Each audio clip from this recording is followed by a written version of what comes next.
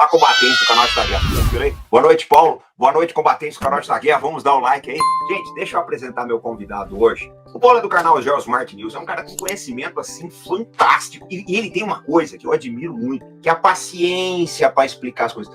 Você pergunta pro Paulo, essa caneta? Ele vai te contar onde foi fabricado, onde compraram a máquina. É uma usina de conhecimento. Então isso é muito legal. Eu acho que para vocês, que eles têm uma curiosidade insaciável, mudam tudo, não dão sossego. A gente é obrigado a saber de tudo, né? Trazer o Paulo para live hoje, eu estava separando uns livros aqui, depois eu vou falar para vocês, uns livros sobre os anos Reagan, a presidência, mas eu vou dar um destaque para vocês, que é esse livro aqui, o Sobre Fogo Cerrado, tá? Recomendo que vocês leiam, pra vocês entenderem a política americana, porque não mudou, operações secretas continuam. E quando você se intera de um assunto desses, você começa a ver como é que o mundo efetivamente funciona.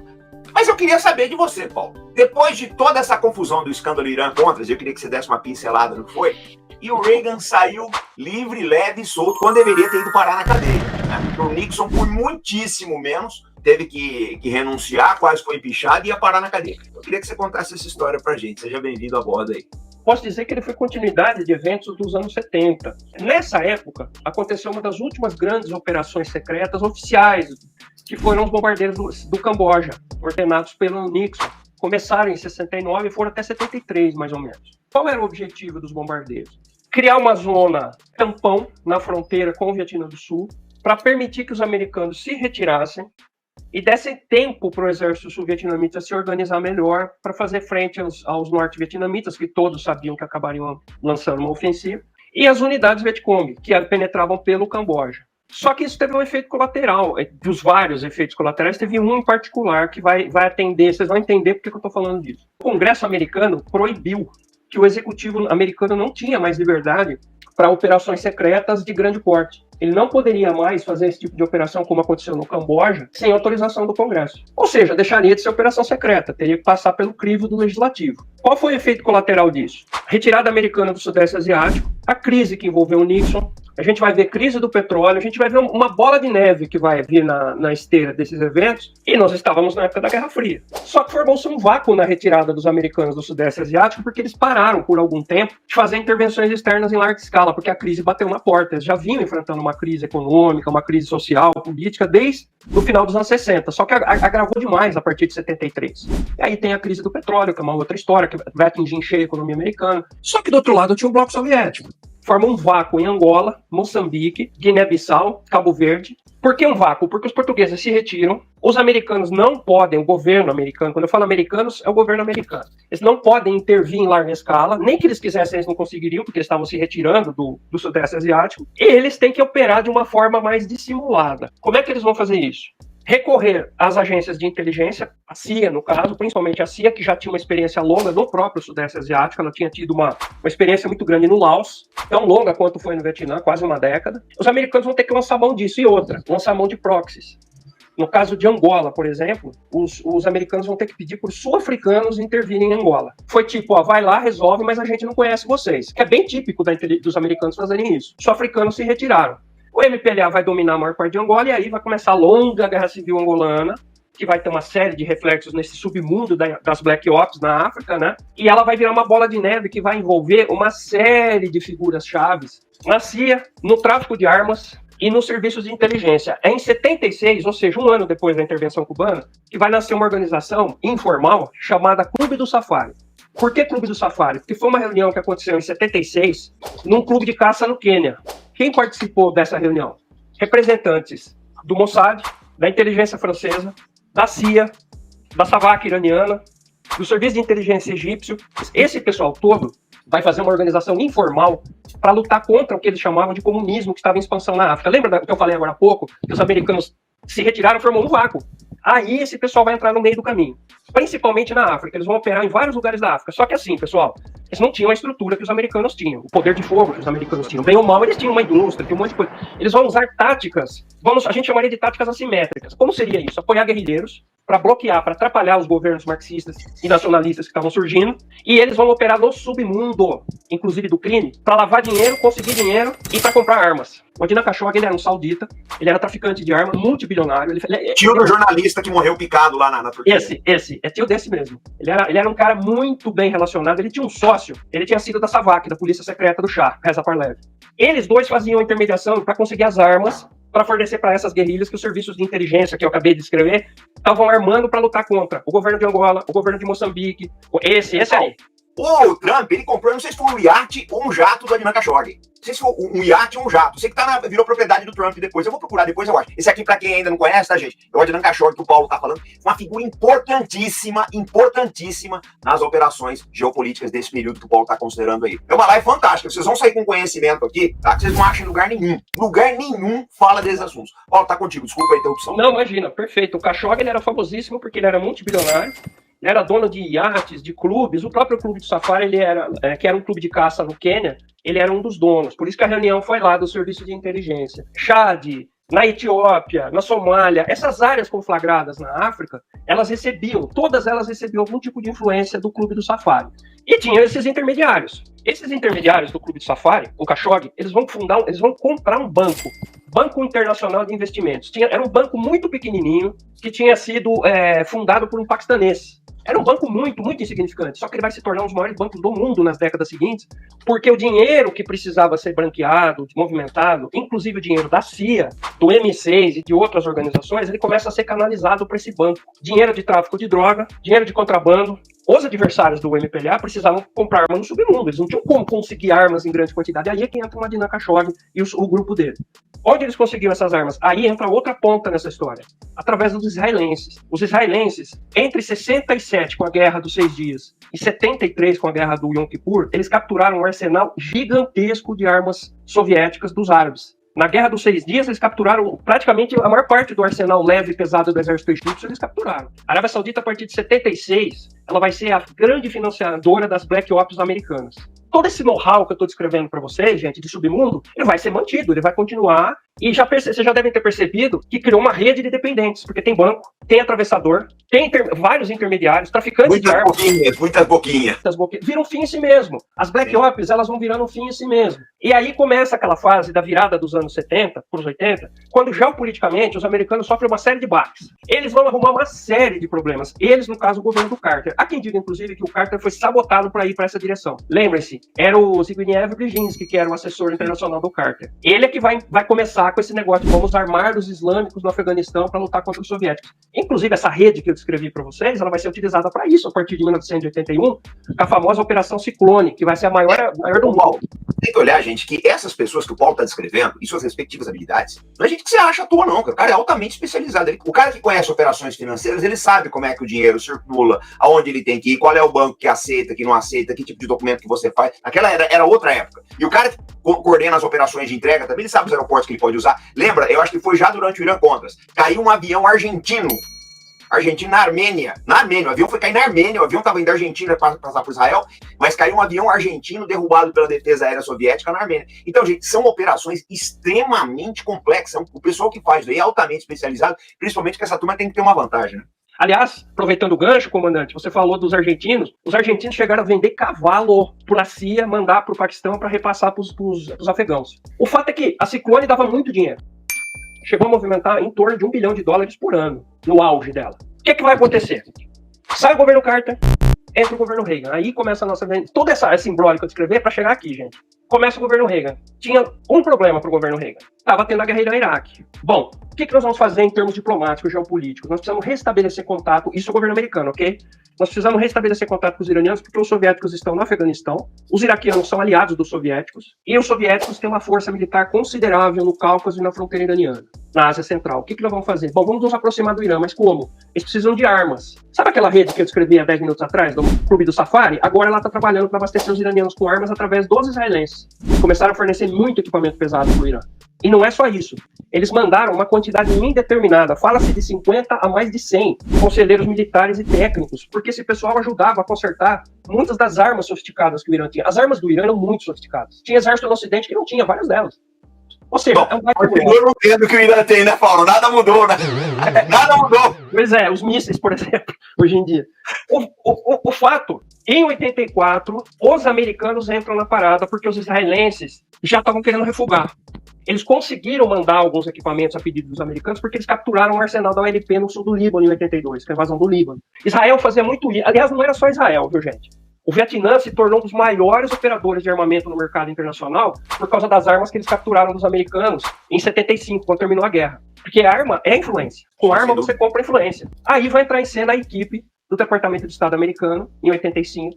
Um deles que ganha destaque é o Tenente-Coronel Oliver North. Ele vai ganhar destaque. A primeira coisa, era para fornecer armas. Para quê exatamente? Para os iranianos? Para mantê-los na luta contra o Iraque, para agradar o governo iraniano, para fazer uma aproximação geopolítica. Eles começaram a ver outras possibilidades. Vamos fornecer armas. Os iranianos pagaram, ainda deram uns brindes para os americanos. Eles deram tanques T-72 capturados dos iraquianos e alguns tipos de munição que não explodiram nos combates na guerra contra o Iraque. Para os americanos estudarem. Toma um presente aí para vocês, para a gente manter um contato. Outra coisa que o Norte pensou, além de fazer geopolítica... Peraí, Paulo. Você tem que apresentar o Norte. Você não apresentou ele ainda. O Oliver North, ele era militar, ele era tenente-coronel na época. Ele participava de uma secretaria ali do departamento, ligada ao Departamento de Estado americano, se eu não me engano, era a Secretaria de Segurança Nacional americana. O objetivo dele era servir como representante do governo americano numa operação, isso tudo que eu estou descrevendo é uma Black Ops, gente. É uma Black Ops, é uma operação secreta. Ninguém podia... Só um detalhe, gente. Deixa eu só dar um alô rapidinho, Paulo. O Coronel Norte era tenente-coronel do Corpo de Fuzileiros Navais, né? Na área de infantaria. Ele lutou na Guerra do Vietnã, foi condecorado. E depois desse negócio, ele quase foi pra cadeia, gastou-se uma fortuna. Ele gastou milhões com o advogado. Ele só conseguiu, acho, pagar o escritório porque fizeram uma vaquinha lá nos Estados Unidos, aquelas vaquinhas esquisitas, né? Eu me lembro bem na época que estourou o escândalo, você tem que pagar pelas armas pra a indústria produzir. Tinha uma diferença que sobrava. Custava 1, vendia por 2. O que faz com esse 1 aqui? Aí o Norte teve a ideia. Olha, já que tá tendo lucro, usa o lucro para abastecer a guerrilha da Nicarágua, a antissocialista da Nicarágua, os chamados contras revolucionários, né, que lutavam contra eles. Aí que a coisa começa a ficar cada vez mais enrolada. Não podia fazer isso. Desde o começo não podia fornecer essas armas pro Irã, não podia cobrar esse dinheiro, não podia sequer se aproximar dos iranianos dessa maneira, porque era tudo secreto. O governo americano autorizou na surdina. Existia um artifício na lei americana que, se fosse pego, eles poderiam alegar que, na verdade, não estava infringindo bem as leis. Porque não era dinheiro do governo americano que estava sendo dado. Era dinheiro de uma venda, de um excedente. Percebe que é uma jogada absurda, não faz sentido. É para escapar, é para ter um subterfúgio legal para escapar da lei. Porque tem gente que acha que os Estados Unidos é o país da transparência. É uma ladoeira do cacete. É uma ladoeira do cacete. O Reagan sabia de tudo. Nós vamos chegar lá. O Reagan sabia de tudo. Você acha que se eu sou presidente da República, eu tenho um tenente-coronel, eu não vou saber o que está acontecendo? Só se eu for muito tonto. Então, dos dois jeitos fica ruim. Porque se você sabe, você está infringindo a lei abertamente. E se você disser que não sabe, você está prevaricando. Você tá agindo errado dos dois jeitos. Só que aí, pessoal, nesse cenário todo que eu estou descrevendo para vocês, começa a entrar mais gente. Ó, eu sei de um cara... E ele tem um avião, porque ninguém podia saber, óbvio, não podia mandar pela CIA diretamente ou pela Força Aérea Americana. Mas eu tenho um conhecido que tem um avião, aí você vai ver quem é o conhecido. Era um traficante de drogas aqui da Colômbia. O que vocês acham que acontecia depois que descarregava as armas? O avião não ia voltar batendo lá. O avião voltava mais pesado do que quando ele veio, entendeu? E faturava mais. Das duas pontas, né, Paulinho? Dizem, inclusive, que o próprio Pablo Escobar participou até certo ponto dessas operações. Ele tinha contato com a CIA por causa dessa época. Porra, Paulo, o cara me entra nos Estados Unidos, tira uma foto em frente à Casa Branca com o filho dele. Eu falo assim, vocês acham que alguém ia fazer uma rede de tráfico de drogas do tamanho que o Pablo fez, sem ter apoio de algum serviço de inteligência? Só se alguém for muito inocente. O imaginário de muita gente. Essa história que o americano é santinho, o inglês é santinho. Ninguém é santo em geopolítica, pessoal. Todas essas operações, olha só, isso daí não acontece por acidente, né, gente? Isso daí, pelo amor de Deus, não acontece por acidente. O fato é que começou a envolver esse pessoal. Eu tenho um amigo que tem um avião. Beleza, manda o amigo levar lá o negócio e traz o outro negócio e movimenta mais dinheiro. A gente vai pegar o dinheiro dessa mercadoria que tá voltando, a diferença a gente manda pros contras. Lógico que vai ter gente embolsando no meio do caminho, porque o atravessador sempre leva uma parte, uma comissão, porque para transportar as armas para Honduras, a base dos contras era Honduras. A logística era complicada. Não é uma coisa que você não podia fazer, por exemplo, mandar um navio cargueiro descarregar toneladas de armamento, porque a imprensa ia ver, porque os russos iam monitorar e entregar isso para a opinião pública. Tinha uma série de nuances. Pode falar. Deixa eu só mostrar aqui um minutinho, gente, o tamanho da operação. Ó, isso daqui, A gente tá falando, esse aqui é o Khashoggi, tá? Eu não sei como é que pronuncia, se é Khashoggi, se é Khashoggi, não importa. Aqui tá ele com a filha, com a esposa dele, a Lamia, né? Muito bonito. Olha o cara com essa grana aí, né? Ó, esse daqui é o jato e o helicóptero dele, né? Esse aqui, peraí, deixa eu ver se eu achar uma outra foto aqui. Esse aqui é um dos DC-8 dele aqui. Esse iate aqui foi comprado pelo Trump. Esse iate foi comprado pelo Donald Trump. Melhor, esse aqui. Então vocês vão vendo uma coisa, né, gente? Vocês vão vendo um negócio que é interessante, né? Essa turma do poder, todo mundo se conhece. Todo mundo. Eu lembro, Paulo. Eu lembro que saía a matéria do Khashoggi na manchete aqui. Saía sempre matéria deles. O Khashoggi, sinônimo de sucesso, e blá, blá, blá, blá. E a gente, enfim, tinha essa sujeirada toda aí. Então, o fato é que começa a envolver muita gente nessa história toda. Você precisa envolver muita gente do submundo para fazer girar, para conseguir armas, para transportar. E você acaba lidando com homens que estão acostumados ao submundo. Tipo o Noriega. O Noriega tinha cara de bandido, né? Tava escrito na cara dele. Você tem que lidar com dinheiro fácil. Começa a vir doação. Eu quero fazer uma doação para a causa. Ah, mas quem é você? Ah, eu sou um empresário da Colômbia. O cara começa branqueamento de dinheiro. E sempre usando aquele banco da CIA. Sempre utilizando o banco da CIA. Esse banco fechou, pessoal, há poucos anos atrás. Tá lá o Irã recebendo as armas, tá lá os americanos movimentando dinheiro, mandando dinheiro pros contras, comprando arma, tá todo mundo feliz. Não tá todo mundo feliz. Num jornal de Beirute, que os americanos estão fazendo negócios ilegais com os iranianos, estão fornecendo armas e os iranianos estão pagando por elas. O jornal ninguém sabia quem é. Ninguém sabia. Essa informação muito provavelmente foi canalizada por parte do governo iraniano para agentes que eles tinham no Líbano, para vazar de propósito. Sim, porque o governo iraniano não era monolítico, né, Paulo? Não, não era. O contato fantástica, gente. O contato do norte, comandante, no governo iraniano, o contato dele era esse Ayatollah. Esse Ayatollah recebeu o norte, conversou com outros americanos. Esse barbudinho aqui, ó, Hassan Rouhani. Sim, do Rouhani. Inclusive, o pessoal fala que ele correu muito risco de fazer esse negócio com os americanos. Só que, gente, na boa, se ele não tivesse autorização de cima, ele não faria. É que os iranianos precisavam principalmente dessas duas armas que vocês estão vendo. Míssil Terra-Air Hawk e os mísseis anticarro TOL. Aqui do lado um tanque T-72 de um do que os iranianos mandaram de presente para os americanos, né? Isso foi um terremoto geopolítico. Os árabes se sentiram ultrajados, os iraquianos em particular, porque o Saddam Hussein virou e falou: escuta, como é que vocês estão armando os iranianos? Vocês garantiram que eu era o homem de vocês aqui agora para lutar contra os ayatollahs. Agora vocês fazem isso nas minhas costas. Os sauditas, os kuwaitianos, todos ficaram assim, tipo, mas o que é isso? Do que se trata, né? Como se eles não soubessem quem eram os americanos, né? Desmoralizou o governo americano, cortou essa relação que estava sendo formada entre setores do regime iraniano e americano, e aí veio a bomba. Vamos investigar o envolvimento, quem mandou, quem sabia e por que fizeram. Óbvio que tentaram fazer uma parede de proteção para o Reagan. Aí descobriram que teve reuniões, que o Reagan autorizou até certo ponto, né? Eu não sabia, o famoso eu não sabia. Eu não sabia. Não. Fizeram nas minhas costas, fui apunhalado. Eu me lembro que quando o caso estava pegando fogo, ele marcou uma cirurgia, ele precisava fazer, mas ele fez uma cirurgia de câncer de próstata, o Reagan. Ele saiu de cena e largou a bomba lá para a equipe. Ó, resolve aí, eu não sei de nada.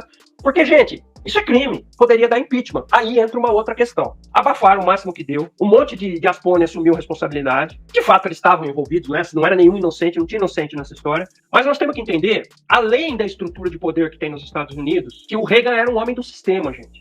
Tinha muito democrata que apoiava o Reagan. Não é como é hoje essa pancadaria pública. Hoje virou guerra, uma pancadaria. Mas nos bastidores eles se entendem, viu? Mas era outra América também, né, Paulo? Era outra. Era outro mundo, era outra América. Nessa época, eu tava, já era cadete, estava no exército. E eu lembro que era um outro mundo, uma outra realidade, né? Coisas que eram toleradas naquela época não são hoje, né? Então é difícil, né? Muito complicado. A gente estava no auge da Guerra Fria. Ninguém queria dar essa alegria para os soviéticos de fazer um impeachment de um presidente que, pô, esse cara vai ferrar a União Soviética, esse cara vai arrebentar a União Soviética. Agora, de repente, botamos ele para fora porque ele é corrupto. Aí todo mundo meio que se acertou, eles investigaram durante um ano. O Oliver North assumiu a bronca, só que um tempo depois ele deu uma entrevista na capa da Time. Tudo que eu fiz, eu tinha autorização superior para fazer. É que assim, para derrubar o Reagan não ia ser tão simples, mas ia gerar uma crise destruidora para os Estados Unidos, porque lembrem-se, pessoal, estava no momento delicado da Guerra Fria. 86, 87, 88, 89, todo mundo lembra da queda do muro, mas eu lembro de outros eventos. Americanos, falei com vocês desde este escritório histórico em muitas ocasiões e sobre muitas coisas. Nos últimos 3 meses, estive em silêncio sobre as revelações sobre o Irã. E vocês devem estar pensando bem, por que ele não nos diz o que está acontecendo? Por que ele não fala conosco como fez no passado quando enfrentamos problemas ou tragédias? Vocês merecem a verdade. No caso, o Reagan primeiro deu uma entrevista nesse estilo. Eu não fiz nada de errado, eu não me lembro. Aí depois, um ano depois, ele deu outra entrevista, mais ou menos assim, não, eu sei o que eu fiz, mas eu fiz porque eu sou um patriota. Desagradável como eu acho contas bancárias secretas e fundos desviados. Vamos começar pela parte mais polêmica. Meu coração e minhas melhores intenções ainda me dizem que é verdade. Isso contraria minhas próprias crenças, a política administrativa e a estratégia original que tínhamos em mente. Ele já estava de saída. Ninguém lembrava mais desse assunto. Foi tudo para baixo, bem para baixo do tapete. A guerra da Iraque acabou em 88 mesmo. Ninguém lembrava mais disso. E um ano depois, a Guerra Fria estava terminando, em 89. Então, basicamente foi isso. Para vocês entenderem o mecanismo dessa operação. Aqui, 1. As armas saem dos Estados Unidos, vão até os iranianos. 2. Os iranianos pagam pelas armas e libertam os reféns. 3. Esse dinheiro e os reféns vão para o Ocidente, para os Estados Unidos, leia-se. 4. Os Estados Unidos repassam o dinheiro para os contras aqui embaixo. Basicamente foi isso. Esse era o mecanismo. Durou do final de 84 até a metade de 1986. Quanto de dinheiro os contras lucraram com isso? Eu não sei dizer o valor exatamente. Alguns falam que foi 5 milhões de dólares, outros falam que foi mais. Com essa operação, inclusive os contras, eles vão receber, acho que em 86, eles vão receber uma verba do governo americano, 110 milhões de dólares. Se vocês converterem para valores de hoje, deve dar mais ou menos uns 600 milhões de dólares. Foi um dinheiro muito grande que os americanos deram para os contras. Para os contras fazerem o quê? Comprar armamento, comprar munição, e aí eles acabavam fazendo o quê no final? Desviavam parte disso, revendiam no mercado negro. Qualquer semelhança com o que aconteceu na Ucrânia não é mera coincidência. Esse negócio de você abastecer uma guerrilha mandrake num lugar esquisito, que tem muito pai das crianças, usando intermediário, some o dinheiro, some as armas e ninguém é responsável por nada. Resumindo, o escândalo Irã-Contras foi isso. Irã porque o Irã recebia armas americanas que ele não poderia receber e pagava por elas, o lucro do pagamento ia para os guerrilheiros contras da Nicarágua. Foi isso o escândalo Irã-Contras. E mostra que Black Ops existe há muito tempo e que os americanos de santo não tem nada. E ela foi crescente. Pode falar. Isso aqui é bem interessante. O Felipe tá falando, né? Uma das sortes dele foi que a internet não era daquele tempo que é hoje, senão ele tinha se lascado. Não, Felipe! Olha o que o Paulo acabou de falar. O Biden tá fazendo a mesma coisa. A mesma coisa, a mesmíssima coisa. É pior, é muito pior. Sabe por quê, Felipe? A escala, naquela época, era pequena. Quando tentaram fazer uma venda grande, eu me lembro disso em 86, a polícia americana, o FBI prendeu alguns traficantes de armas. Tinha israelense e tinha americano. Estavam tentando vender um pacote de armas para o Irã. Naquela época, o valor era de mais de 2 bilhões de dólares. Poderia, inclusive, se o Irã pusesse a mão nessas armas, poderia reverter até a guerra no Iraque, poderia até causar um desastre para o Iraque na frente de batalha, porque era muito armamento. Era um negócio absurdo. O FBI entrou em cena, barrou. Quanto dinheiro o Ocidente já deu a fundo perdido para aquele fantoche deles na Ucrânia? Sim. É muito maior. E hoje não tem escrutínio. Eu acho que boa parte dessas armas que dizem que estão indo para a Ucrânia estão indo para outros lugares. Eu não duvido que tenha ido parar em Israel, não. Eu não duvido que tenha ido parar em Israel, em Mianmar, em outras guerras aí mundo afora. Eu não duvido de nada disso. Eu duvido que está chegando tudo isso para a Ucrânia. Sinceramente, eu duvido. Primeiro, da parte dos Estados Unidos, duvido que chega tudo. E segundo, da parte dos ucranianos, nós conhecemos bem a Ucrânia 404, a gente conhece bem aqui, não tem nenhuma criança. Esses caras devem ter desviado coisa pra caramba, cara. Então, Paulo, muito obrigado, gente. Vamos inscrever no canal GeoSmart News, o link se encontra aqui na descrição. Então, esse foi o vídeo de hoje. A gente volta amanhã, então, sempre com responsabilidade, compromisso e fé no Brasil.